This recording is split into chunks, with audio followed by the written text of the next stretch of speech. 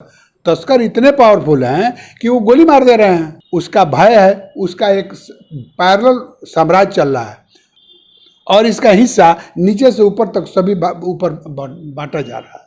नया नया घर बना करके तहखाना बना लिया है, लाखों लाख रुपया लगा करके, और उसमें से में दारू का जो है सो स्टॉकिंग किया जा रहा है। इकोनॉमिक ऑफेंस यूनिट बिहार का है।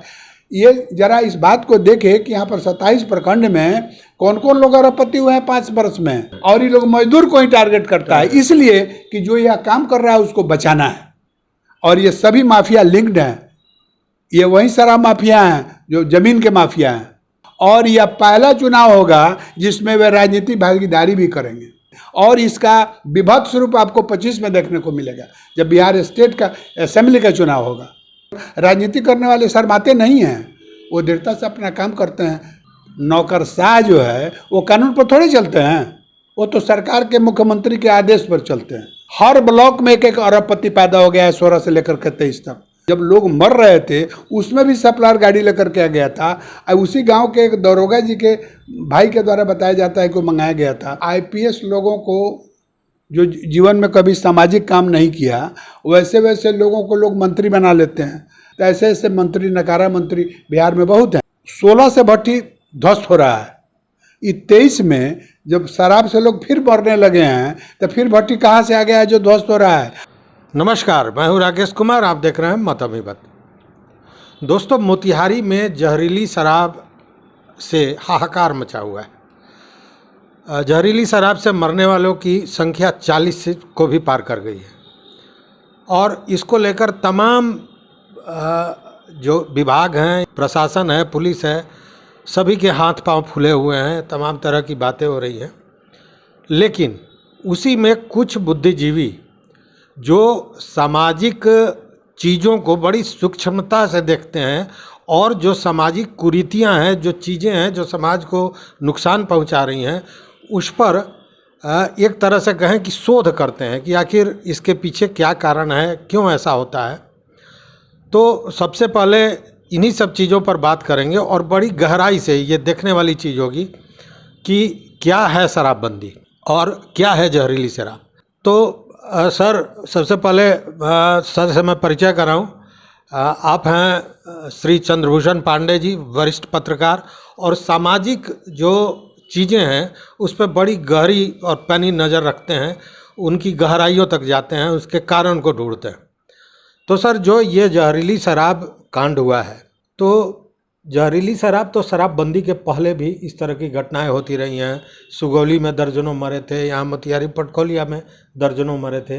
ये तब की बात है जब शराबबंदी नहीं हुआ करता था।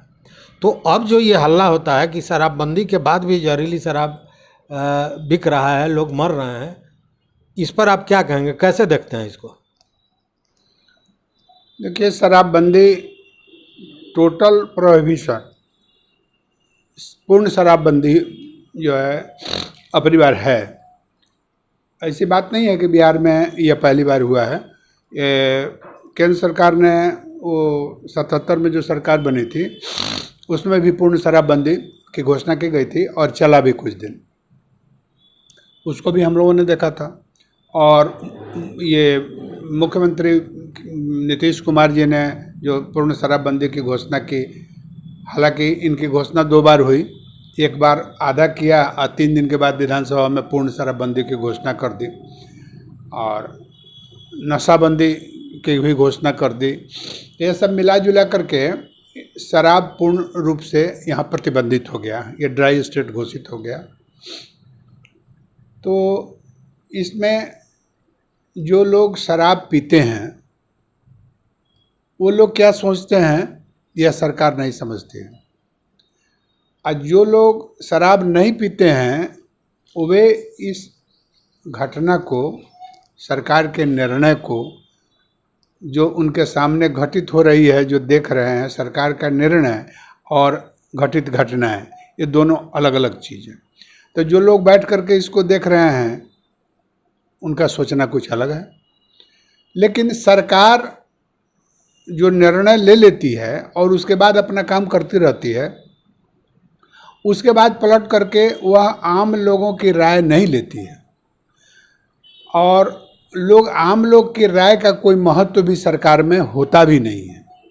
तो जो नौकरशाह सरकार से करीब होते हैं उनकी राय महत्वपूर्ण होती है, चाहे वो उनकी राय जो है सो से बहुत घाटा भी हो, लेकिन उसी राय को माना जाता है और लागू भी किया जाता है। तो यही एक कारण है जिसको कम्युनिकेशन गैप कहते हैं, कि एक की बात दूसरे आदमी नहीं सुन रहा है, जिसके कारण ये सारी घटनाएं हो रही हैं और नागरिक लोग मर रहे हैं। और वो भी नागरिक कौन हैं? जो सबसे गरीब तबके के लोग हैं, कमा करके खाते हैं और उनके मन के शरीर में जो है सो न्यूट्रिशन कहीं से नहीं है और ऊपर से जहरीली शराब पी करके मर रहे हैं। पूर्ण रूप से शराबबंदी बिहार में हो जाने के बाद जो समृद्ध लोग हैं, जिनके पास पैसा है, वे लोग इस शराब को नहीं पीते हैं। जो जहरीली शराब है, जो गांव में बनता है, उस शराब को नहीं पीते हैं। 99% लोग नहीं पीते हैं। इस शराब को कमा करके खाने वाले गरीब तबके के लोग पीते हैं और बनाते भी वही हैं। तो बिल्कुल इस चीज़ को दो नज़रों से देखना चाहिए। जैसा कि आपने कहा कि पूर्ण शराबबंदी हो या शराब चालू हो, तो जब शराब प्रतिबंधित बिहार में नहीं था, अन्य प्रदेशों में भी नहीं था, तो वहाँ भी जहरीली शराब से पी करके मरने वाले की घटनाएं होती रही। पूर्वी चंपारण जिला काफ़ी पॉपुलेटेड जिला है, 300 से ज़्यादा पंचायत यहाँ हैं, 50 लाख से ज़्यादा की आबादी है। इसमें गाँव में देसी शराब बनने का सिलसिला कभी बंद नहीं होता है और वो बनता रहा है। यह बात होती है कि साल भर में 2 साल पर एक बार घटना हो जाती है, जो जहरीली शराब से कुछ लोग मरते हैं, अंधा हो जाते हैं पी करके। इसका कारण वो लोग बताते हैं, बनाने वाले से बात करने पर बताते हैं कि उसमें जो जो चीज़ मिला करके बनाया जाता है, जैसे स्पिरिट में नौसादर मिलाया जाता है, यूरिया खाद मिलाया जाता है और तरह तरह के केमिकल्स मिलाए जाते हैं, उसमें किसी का प्रोपोर्शन जब ज़्यादा हो जाता है तो मिथाइल बन जाता है, तो उससे जो है वह जहरीली हो जाता है और उसी को पीने के बाद लोग मर जाते हैं। अन्यथा ये साल भर के 12 महीनों में ऐसी बात नहीं है जो लोग नहीं पीते हैं वो बनता नहीं है, वो बनता भी है, लोग पीते भी हैं, लेकिन मरते नहीं हैं। इसका कारण यह है कि उसमें जहर ज़्यादा नहीं हो पाता है, इसलिए वो नहीं मरते हैं। बुरा असर तो उनके शरीर पर होता ही है, मरते नहीं हैं। लेकिन जब कभी प्रोपोर्शन ज़्यादा हो जाएगा किसी अनाड़ी आदमी के द्वारा सामान रखने से, तो मृत्यु हो जाती है। और जो शराब, ब्रांडेड शराब आती है, नेपाल से हम लोग के ज़िला में ज़्यादा से ज़्यादा सप्लाई है, और बंगाल से, झारखंड से, पंजाब से, हरियाणा से, दिल्ली से, उत्तर प्रदेश से, ये सभी स्टेटों से ब्रांडेड शराब, जिसको हम लोग अंग्रेजी शराब कहते हैं, जो बोतल में बंद होता है, उस शराब की सप्लाई भी तस्करों द्वारा यहाँ पूर्ण रूप से की जा रही है। तो जो समृद्ध लोग हैं उस बोतल वाले शराब को पीते हैं। अब बोतल वाले शराब के पीने से सामूहिक डेथ कहीं होता नहीं है, उसमें अगर कोई गड़बड़ी भी होगी तो कोई मर जाता होगा, पता नहीं चलता है शराब पीने से मरे कि नहीं मरे। लेकिन बोतल वाले से मरने की घटना सामने समाज में कभी आया नहीं है, सरकार के सामने भी कोई आंकड़ा नहीं होगा। तो सबसे पहले समाज शास्त्रियों को यह सोचना चाहिए, राजनीति वाले लोग जब समस्या का समाधान ढूंढते हैं तो वो अपने राजनीति के दृष्टिकोण से उसको ढूंढते हैं कि हमारे सरकार की गलती नहीं है, यह दूसरे आदमी की गलती है। विरोधी दल कहते हैं जी सरकार की गलती है। विरोधी दल को और सरकार को शराब के कारण क्यों मृत्यु हो रही है, इस समस्या का वो समाधान नहीं ढूंढते हैं। वो लोग अपना राजनीतिक सवाल और जवाब करते हैं। लेकिन जो समाज के लोग हैं, जो समाज के पक्ष में काम करते हैं, वैसे बहुत लोग हैं, सारे लोग, संगठन भी है, वे लोग इस बात को ढूंढ रहे हैं कि इसके लिए अपराधी कौन है। जितनी मृत्यु हो गई है पूर्वी चंपारण जिला में 14 अप्रैल से 5 दिनों तक शराब से मरने के कारण तहलका और मातम मचा हुआ था गांव-गांव में। जैसा आपने बताया कि 40 से ज़्यादा लोग मर गए और अंधे हो गए, अंधे होकर के मरे हैं, और करीब 15 आदमी अभी बीमार हैं, जिनके आँख की रोशनी भी चली गई है और विभिन्न अस्पतालों में वो जिंदगी और मौत से जूझ रहे हैं। पुलिस उसके बाद जो है सो ताबड़तोड़ छापामारी कर रही है। सर लेकिन एक बात इसमें हमको पूछना है, ये बड़ा अजीब लगता है कि जहरीली शराब जो बनाता है लोग लोकल स्तर पर, वो जहरीली शराब उसी में से बनता है जैसा आपने बताया। सबको जानता है कि इसको पिएंगे तो मरेंगे, नीतीश जी भी कहते हैं कि पियोगे तो मरोगे, तो फिर लोग पीता क्यों है? इसके पीछे का कारण बताइए, क्योंकि असल जो जड़ है वहीं से शुरू होता है। देखिए, सरकार ने जिस तरह निर्णय लेकर के शराब की मैन्युफैक्चरिंग और सप्लाई और दुकानें बंद करा दी, सरकार अगर निर्णय ले कि हम देहात में जो बनने वाली भट्टी में शराब है इसको हम नहीं बनने देंगे, तो सरकार जिस दिन सही निर्णय लेगी और दिल से लेगी, उस दिन से कोई भट्टी यहाँ नहीं चल सकती। बाहर से आ सकता है लेकिन भट्टी से शराब नहीं बन सकता है। सरकार की इच्छा शक्ति नहीं है कि हम भट्टी को बंद कराएं। इसके पीछे बहुत सारे कारण हैं। आपका सवाल क्या था? आपका सवाल है कि लोग जब जानते हैं कि इसके पीने से हम मर जाएंगे तो पीते क्यों? देखिए, हम तो इतने बड़े ज्ञानी नहीं हैं कि लोग शराब पीते क्यों हैं। इतिहास, भूगोल, संस्कृति, ये सब चीज़ों को पढ़ने से यह लगता है कि शराब युग युगों से लोग पीते आ रहे हैं। आदमी को नशा भी लगता है कि भोजन के साथ उसकी भी आवश्यकता ज़िंदगी में होती होगी, और इसको बहुत लोग पसंद करते हैं। तो हम लोग ग्रामीण क्षेत्रों से शहरी क्षेत्रों तक देखते हैं कि कुछ लोग गांजा पीता है, कुछ लोग भांग खाता है, कुछ लोग ताड़ी पीता है, कुछ लोग ये शराब दारू पीते हैं, लेकिन सभी कोई तो पीते नहीं हैं। जैसे एक गांव में कुल आबादी 2000 है, तो उसमें 2 आदमी ऐसा होगा जो ये सब नशा करता होगा, बाकी लोग नहीं करते हैं। लेकिन गांव-गांव के ऐसे 2-4 लोग मिल करके एक समूह बन जाता है और उनको दोस्ती भी होती है, और उन लोग कहीं ना कहीं ठिकाना ढूंढ लेता है। तो जब ग्राहक पैदा हो जाता है तो सप्लाई करने वाला भी अपना व्यवसाय शुरू कर देता है। होता क्या है कि शराब लत होती है और वो जानता है कि इसके पीने से हम मर सकते हैं, लेकिन उसको देख करके उसको बर्दाश्त नहीं होगा कि उसको जल्दी से जल्दी हम पी जाए। हाँ, और वो पागल हो जाएगा जब उसको मिलेगा नहीं। गांजा पीने वाले को गांजा नहीं मिलेगा तो एकदम पागल हो जाएगा, और गांजा पी लेगा, उसके बाद स्थिर हो जाता है। आप इसी से समझिए कि ज़िंदगी कितनी अनमोल चीज़ है, और जानते हैं कि इसके खाने से, जी पर रखने से, पी जाने से हमारी मृत्यु हो जाएगी। उसको भी लोग, आदमी सोचता है कि मृत्यु होगी तो नहीं है, ज़रूर पी लिया जाए पहले, उसके बाद देखा जाएगा। इस पूर्वी चंपारण में जो अभी जहरीली शराब के मरने के का जो दौर चला है, जो घटना हुई है, इसमें एक नई बात सामने आई है। यहाँ के एक गांधीवादी हैं राजा राम सिंह, जो एक ग्रामीण परिवेश में काम करते हैं और लगभग 20 वर्षों से काम करते हैं, और वो गरीब लोगों के बीच में वो काम करते हैं, उनको समझाने का। औरतों के बीच में वो ज़्यादा काम करते हैं, जो औरतें जो है सो बुरे लत को छुड़वाने में सहयोगी होगी, उसका वो मंडल बनाए हुए हैं। घर घर में जा कर के पूछते हैं और उनको लोग बहुत स्नेह देते हैं, बड़ा आदर करते हैं, उनकी बात को मानते भी हैं। यहाँ तक कि औरतें उनको बुला करके ले आती है, ये चलिए हमारे पति को आप शराब छुड़वाइए। उनसे बात हो रही थी तो कल कह रहे थे कि हम क्या कहें इस शराब के लत के बारे में। मुझे उन्होंने सुनाया कि एक आपको एक धवई गांव है हरसिद्धि में, हरसिद्धि प्रखंड में, जो शराब से ज़्यादा प्रभावित हुआ है, धवई गांव है। उस धवई गांव में करीब 5-6 आदमी की मृत्यु हो गई है। तो एक दिन पहले, यानी सोमवार को, पिछले सोमवार को शराब पी करके 2 आदमी मर गए, और मरने वाले लोग माझी लोग थे, जिसे मुसहर जाति से जाना जाता है। तो वो 2 आदमी मर गए, गरीब लोग थे। तो जब मृत्यु हो गई तो गांव के लोगों ने उनका दाह संस्कार किया। उस दाह संस्कार में उस गांव के ही उन्हीं के समाज के लोग, यानी माझी समाज के लोग जा कर के, उसमें से 5-6 आदमी जा कर के उनका अंतिम संस्कार किसी तरह कर दिया, बहुत मुश्किल से। और संस्कार करके उसमें से जो लोग 2 आदमी आया, तो वो भी दारू का हैबिचुअल था पहले से।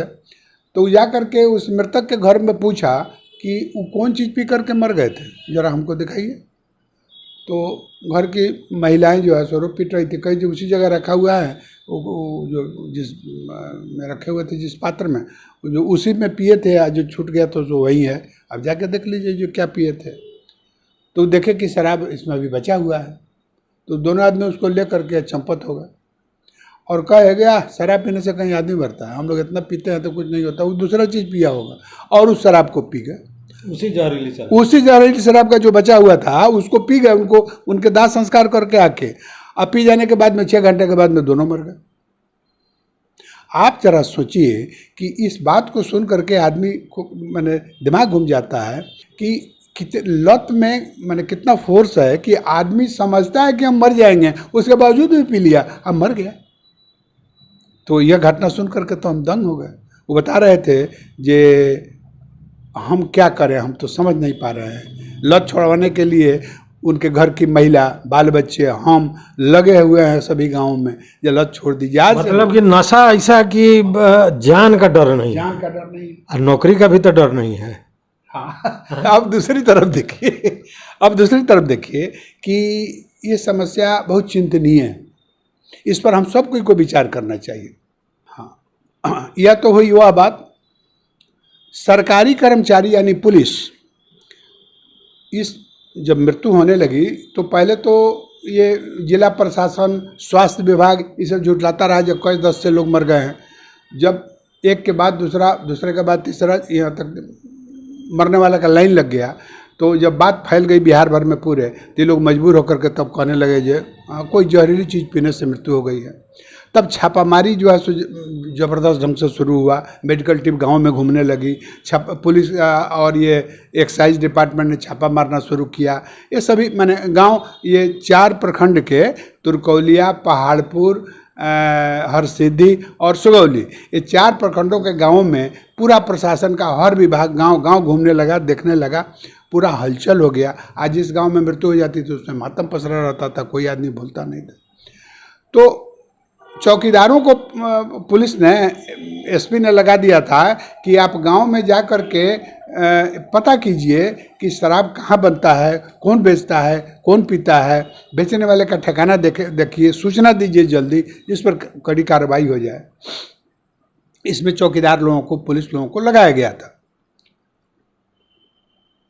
उस लगाने के बीच में पिछले बुधवार को एक्साइज डिपार्टमेंट का एक ऑफिशियल टीम जो है सो गाड़ी से जा रहा था, देखता है कि उसी हरसिद्धि के पोखरी बाजार के पोखरी चौराहे पर एक वृक्ष के नीचे बैठ करके 2 चौकीदार बैठा हुआ है और शराब पी रहा है।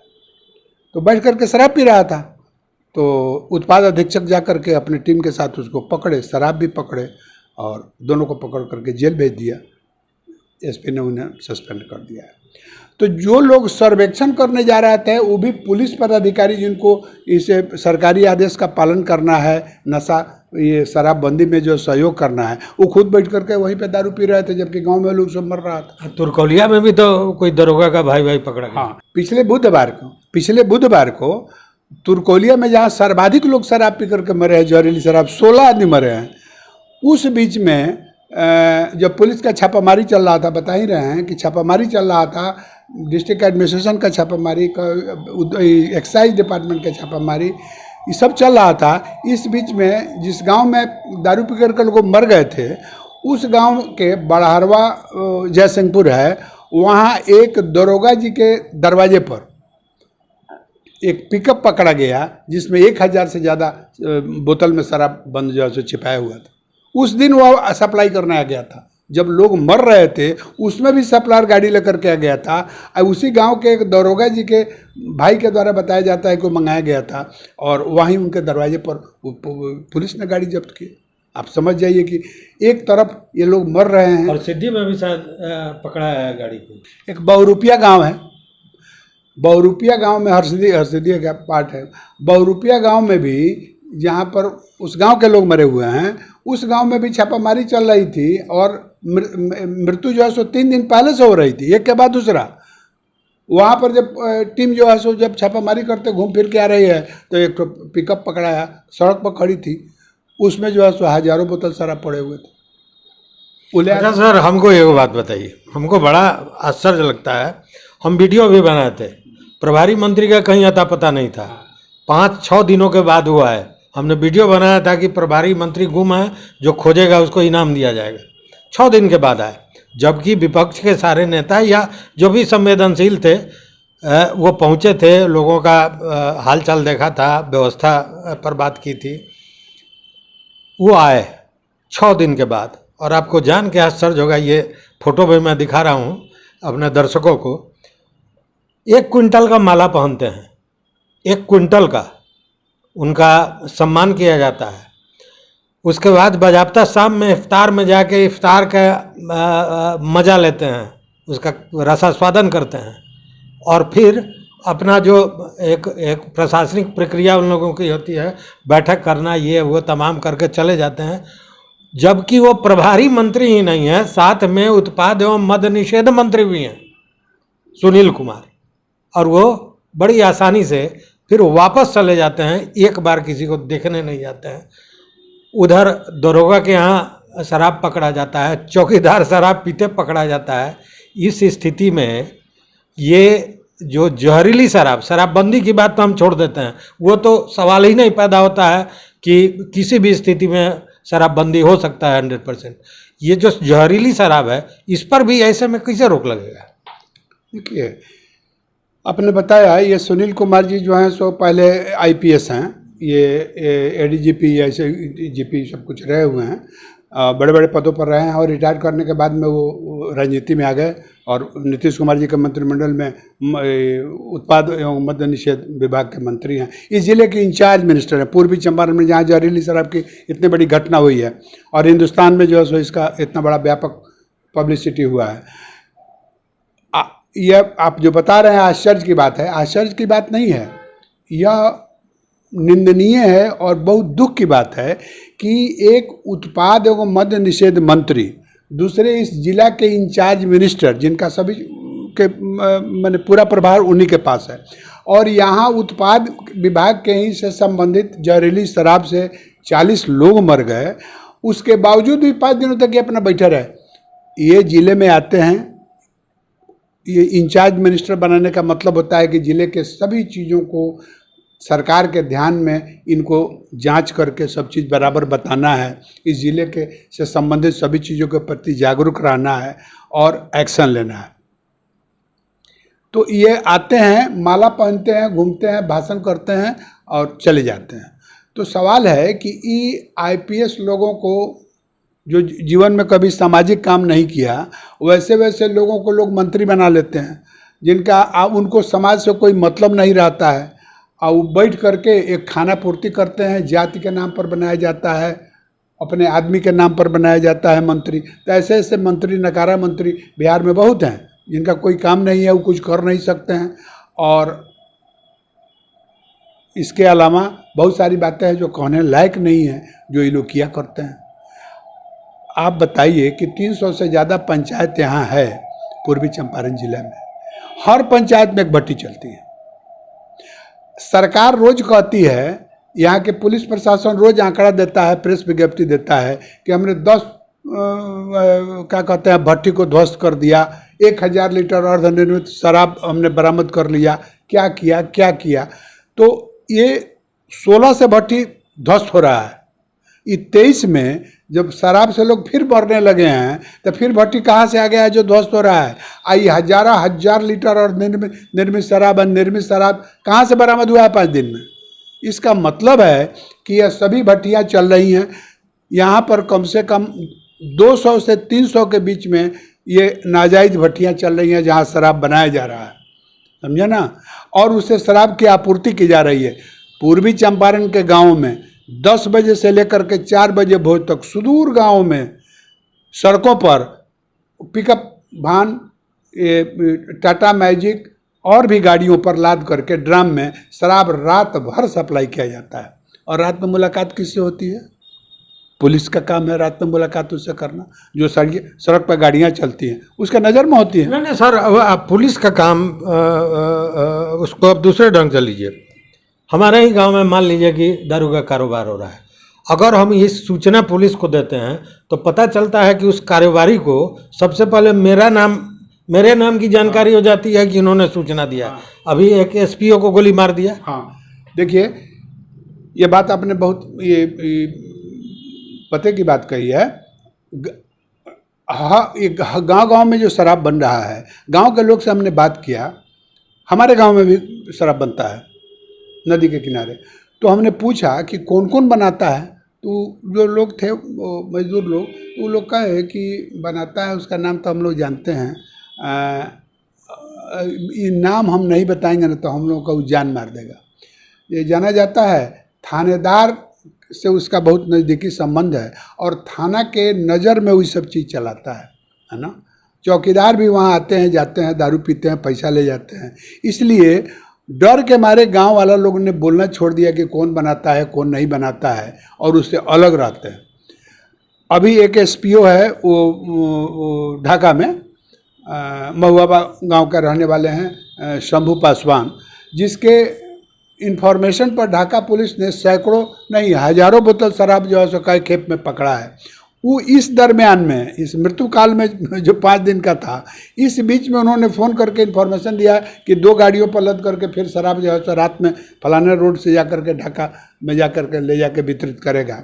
इसकी खबर लग गई तस्करों को, और तस्करों ने गोली मार दिया। वो अभी जीवन और मृत्यु से समझिए कि लड़ रहे हैं यहाँ पर एक नर्सिंग होम में। कोई पुलिस का खास तवज्जो नहीं है, कोई तस्कर गिरफ्तार नहीं हुआ। तस्कर इतने पावरफुल हैं कि वो गोली मार दे रहे हैं। इस आपाधापी में भी सारा पुलिस का प्रशासन यहाँ लगी हुई है, डीआईजी, आईजी, ये सब कोई यहाँ पर आ रहे हैं, कैंप कर रहे हैं, ये सब कुछ हो रहा है और गोली मार दे रहा है। उसका भय है, उसका एक पैरेलल साम्राज्य चल रहा है। आपको मैं समझा दूं कि आंकड़ों के अनुसार 2 करोड़ से ऊपर का व्यवसाय सिर्फ पूर्वी चंपारण में इस शराब तस्करों द्वारा किया जा रहा है, और इसका हिस्सा नीचे से ऊपर तक सभी ऊपर बांटा जा रहा है। आप देखिए, जो जहरीली शराब पर हम लोग बात कर रहे थे कि जहरीली शराब के लिए अपराधी कौन है, ये जो जन स्वराज आंदोलन जो जन जागरूकता चल रहा है, प्रशांत किशोर जी के कुछ लोग हैं जो लोग यह पता करने में लगे हैं कि इस कांड से जितने लोगों की दुखद मृत्यु हुई है, इसका दोषी कौन है, हम किसको दोषी करें। हम आरोप लगाना नहीं चाहते हैं, हम समस्या को जानना चाहते हैं, उसके जड़ तक पहुंचना चाहते हैं। तो मुझसे भी बातें हुई, तो सवाल यह है कि दोषी कौन है। ये जितने भी शराब बनते हैं ये स्पिरिट से बनते हैं, मुख्य रूप से आधार उसका है स्पिरिट। तो झारखंड से, बंगाल से, बगल के ज़िले गोपालगंज से, सीवान से, इधर उत्तर प्रदेश से, ये इसी पूरब से पश्चिम तक, उत्तर से नहीं, उत्तर तो नेपाल है, ये पूरब से पश्चिम तक ये रोज़ टैंकर आता है, स्पिरिट का टैंकर रोज़ आता है, और इसको सड़क पर खड़ा करता है लाइन होटल के किनारे। राइट फ्रॉम मोतीपुर, चकिया, पिपरा, जीवधारा, मोतिहारी, तुर्कोलिया, हरसिद्धि, ये पूरा टैंकर जाता है, और इस टैंकर से हजारों लीटर ये स्पिरिट निकाले जाते हैं। और इसके जितने भी व्यवसायी लोग हैं ये सब कोई स्पिरिट उससे खरीदते हैं, और वह रात भर में सप्लाई दे करके चला जाता है। इसकी खबर पुलिस को भी रहती है, कभी कभी पकड़ा भी जाता है, आपस में झगड़ जाने पर या पैसा के लेन देन में गड़बड़ी पर पकड़ा भी जाता है। तो ये सभी भट्टियाँ चलती हैं इसी स्पिरिट से, जिसमें पुलिस महकमा, एक्साइज महकमा सब कोई सम्मिलित है, बताया जाता है। और इसके बाद उनको खाद खरीदना पड़ता है, नौसादर खरीदना पड़ता है, केमिकल खरीदना पड़ता है, ये खाना बनाने वाले गैस का बोतल खरीदना पड़ता है, समझे ना। ये सब चीज़ को ले जा करके ये रात भर में यह काम होता है। एक दारू, नाजायज़ दारू जो भट्टी है बनाने वाले आदमी से मेरी बात हुई, हमने उसको कॉन्फिडेंस में लेकर के पूछा जी इससे आप लोगों की क्या कमाई है। तो वो कहा ये देखिए रात भर हम लोग काम करते हैं तो एक दिन का कमाई 300 रुपया मिलता है लोगों को। तो वहाँ हमको समझा जाए कि 1000 रुपया मिल जाता है एक रात, मतलब मजदूरी मिलता है, मजदूरी मिलता है। माने ये सारे मजदूर को पकड़ा जाता है। हाँ, मजदूर को पकड़ा जाता है। ये लोग मजदूर हैं जिनको पुलिस पकड़ के लाती है, यहीं शराबी हैं, शराब बनाते हैं, शराब का कारोबार कर, उन्हें कुछ करते नहीं है, वो मजदूरी करते हैं शराब बनाने वाले। तो वैसे 4 आदमी को इंगेज करता है सब। तो 4-5 आदमी मिलके उनको जो सामान, ये जो असली तस्कर हैं, ये सामान को खुद पहुंचाते हैं और वो रात भर में खौला उला करके बना करके अब भोर तक उनको दे देता है। ये इतना हुआ, ये लोग ड्राम में भर के गाड़ियों का लाइन लगा करके ये लोग आपूर्ति करते हैं और भोर तक 6 बजे सुबह तक सभी आपूर्ति जगह पर पहुंचा दिया जाता है, जहां कल होकर सुबह से उसका सप्लाई शुरू होता है। तो असली गुनाहगार कौन है? असली गुनाहगार वह हैं जो लिकर वैरन हैं, ये बड़े तस्कर हैं जो स्पिरिट मंगा करके बेचवाते हैं। जो लोग इन सभी चीज़ों की आपूर्ति हर भट्टियों पर करते हैं, उस गांव के जो गरीब हैं जो बनाते हैं, वो इसके आरोपी सही नहीं हैं। वो जो लोग बनवाते हैं और ले जाते हैं वहाँ से, रिटेलर जो होते हैं, वो असली इसके गुनाहगार हैं। तो जो उत्तरी बिहार में इस ज़िले में टैंकर से स्पिरिट पहुंचाते हैं, मोतीपुर के बहुत बड़े बड़े तस्कर हैं जिनको राजनीतिक संरक्षण प्राप्त है और हर कोई जानता है। जब सड़क का आदमी उसका नाम रखता है तो सरकार कैसे नहीं जानती है, पुलिस कैसे नहीं जानती है, एसपी कैसे नहीं जानते हैं, आईजी कैसे नहीं जानते हैं, डीजीपी को कैसे नहीं मालूम है। लिख लिख करके लोग सैकड़ों हजारों चिट्ठी भेजता रहता है, ये आदमी यह काम कर रहा है, लेकिन उस पर कोई सुनवाई नहीं होती है। लोगों ने लिखना पढ़ना छोड़ दिया, बोलना छोड़ दिया। अगर आप समाज में खड़ा होकर के बोलेंगे जो फलना आदमी करता है, आपको शाम को ही गोली मार देगा। अब पूछ नहीं होगा, आपका केस भी नहीं लिया जा सकता है। तो सवाल यह है कि विश्वास उठ जाने के बाद में बहुत दिक्कत है। अब कोई आदमी जो है सो पुलिस को कोऑपरेट करने के से एकदम घबराता है, वो उस मूड में नहीं है, वो बताने को तैयार नहीं है कि कहाँ भट्टी। आज तक जड़ पे पहुंचा ही नहीं लोग, तो समस्या के निदान का तो कोई मामला पहुंचना सरकार नहीं चाहती ही नहीं। हर ब्लॉक में एक अरबपति पैदा हो गया है 16 से लेकर के 23 तक। तो सरकार कहती है कि हम आर्थिक यूनिट से जो है सो इसकी जांच कराएंगे, जो कौन आदमी से शराब से कितना पैसा कमा रहा है। तो इसमें अंधा सरकार का मैंने आँख से दिखाई नहीं दे रहा है। वो तो बिना यूनिट के लोग बता रहा है जो फलाने आदमी हो गए हैं। नया नया घर बना करके तहखाना बना लिया है, लाखों लाख रुपया लगा करके, और उसमें से में दारू का जो है सो स्टॉकिंग किया जा रहा है। मोतिहारी के बगल में बंजरिया में है और वो पकड़ा भी गया है, गलती से पकड़ा भी गया है। हर अफसर एक प्रकार के नहीं होते हैं, हर अफसर करप्ट नहीं होते हैं, उसमें अच्छे लोग भी हैं। तो वैसे लोग जब आते हैं तो ये सब पकड़ धकड़ होता है, बाद में उन पर जब दबाव पड़ता है तो चले जाते हैं वहाँ से, चाहे ट्रांसफ़र कर दिया जाता है। ये इनका काम ठीक नहीं है। तो तहखाना बना करके इस जिले में रखा जा रहा है। और इकोनॉमिक ऑफेंस विंग केंद्र का है, चाहे इकोनॉमिक ऑफेंस यूनिट बिहार का है। ये जरा इस बात को देखे कि यहाँ पर 27 प्रखंड में कौन कौन लोग अरबपति हुए हैं 5 वर्ष में। वो तो किसी आदमी से पूछेगा सड़क पर तो आपको पता चल जाएगा जो कौन आदमी हुए हैं।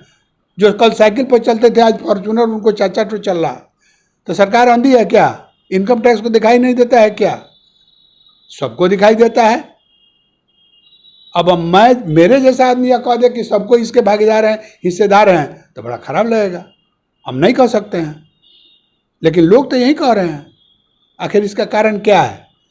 जड़ में पहुंचने का यही है कि जो भट्टी में काम करने वाले हैं, भट्टी रात में चलाने वाले हैं, नदियों के किनारे झुग्गी झोपड़ी खौर पतवार के बीच में रात भर जीवन पर रिस्क लेके, वो इसके सही दोषी नहीं है। वो तो मजदूर है, मजदूर है। और ये लोग मजदूर को ही टारगेट करता है, इसलिए कि जो यह काम कर रहा है उसको बचाना है। अभी तक आप सुनते होइएगा फलाने स्टेट के बहुत बड़े मैन्युफैक्चरर हैं, उनको सरकार पकड़ने जा रही। अरे अपने जिला में तुम्हारे जो ये मैन्युफैक्चरिंग करवा रहा है उसको क्यों नहीं पकड़ते हो? तो उसको नहीं पकड़ सकते हैं। और ये सभी माफिया लिंक्ड हैं। ये वही शराब माफिया हैं जो जमीन के माफिया हैं। इन्हीं के द्वारा क्राइम, सब कोई राजनीति से जुड़े हुए, सब कोई राजनीति से जुड़े हुए हैं। और यह पहला चुनाव होगा जिसमें वे राजनीतिक भागीदारी भी करेंगे इस बार।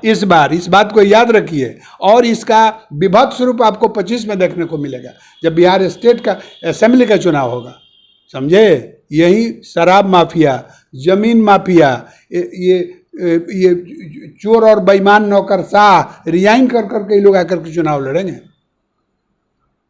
इस शराब से साधारण आमदनी जो है सो आबकारी विभाग को, पुलिस विभाग को नहीं हो रही है।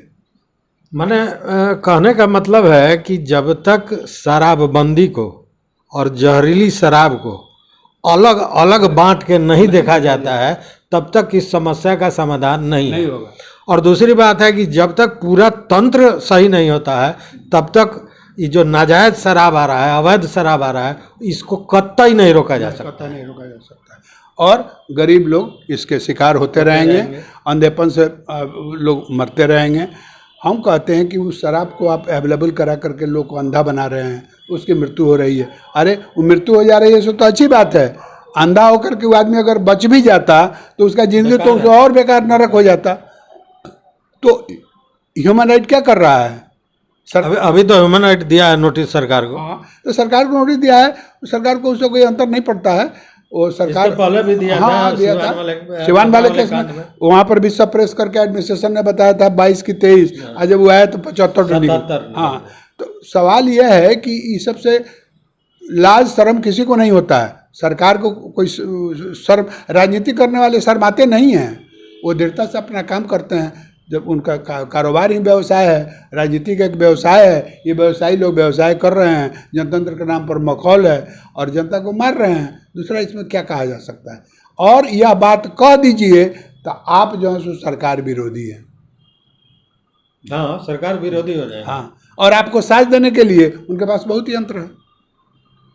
नौकरशाह जो है वो कानून पर थोड़े चलते हैं, वो तो सरकार के मुख्यमंत्री के आदेश पर चलते हैं।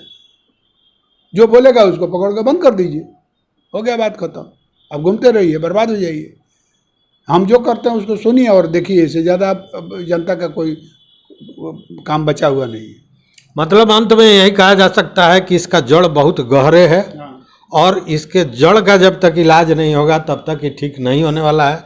और जो राजनीतिक या जो परिस्थितियां हैं अभी शासन प्रशासन का, राजनीति का, उसमें कहीं से इसका कुछ निराकरण दिखता नहीं है। इसलिए कि इच्छा शक्ति नहीं है। और एक कहीं ना कहीं आशा की किरण जगी है जो प्रशांत किशोर ने सर्वे शुरू करवाया है कि इसके मूल में कारण क्या है।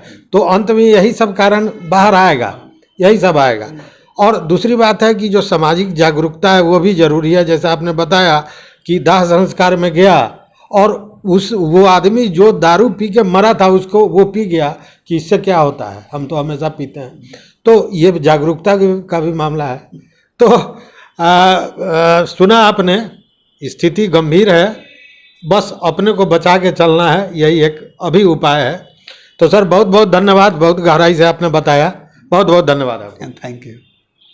तो देखते रहिए मत अभिमत, और चैनल पर नए हो तो निश्चित रूप से इसे सब्सक्राइब कर लीजिए, घंटी जैसी बटन है उसको दबा दीजिए ताकि हम जो वीडियो बनावें वो आप तक पहुंचे। और आपको अगर समझ में आता है कि इसके मूल में कोई और भी कारण हो सकता है और कोई निराकरण हो सकता है तो निश्चित रूप से कमेंट बॉक्स में बताइए कि गलती कहाँ है, दोषी कौन है, जिम्मेवार किसको होना चाहिए। बहुत बहुत धन्यवाद, बहुत बहुत धन्यवाद।